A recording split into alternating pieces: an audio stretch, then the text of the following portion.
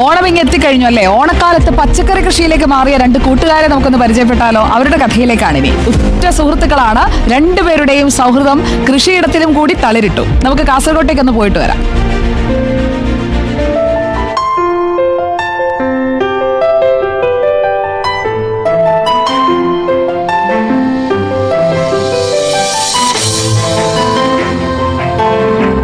രാഘവേട്ടനും കരുണാകരേട്ടനും കാസർകോട്ടെ രാവണേശ്വരത്ത് കളിച്ചു വളർന്ന കാലം മുതൽ കൂട്ടുകൂടിയവർ.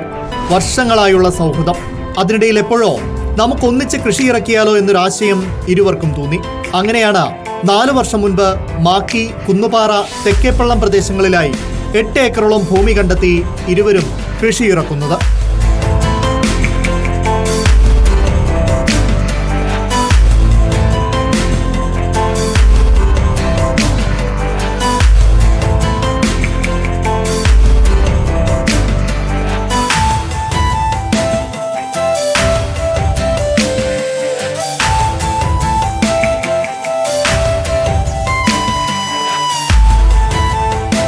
പലതരം പച്ചക്കറികളും പഴങ്ങളുമെല്ലാം ഇവരുടെ സൗഹൃദപ്പാടങ്ങളിൽ വിളഞ്ഞു. അതിഞ്ഞാലിലും അജാന്നൂരിലുമടക്കം നിരവധി അങ്ങാടികളിൽ ഇവരുടെ കൃഷിയിടത്തു നിന്ന് മുടങ്ങാതെ വിളകൾ എത്തുന്നുണ്ട്.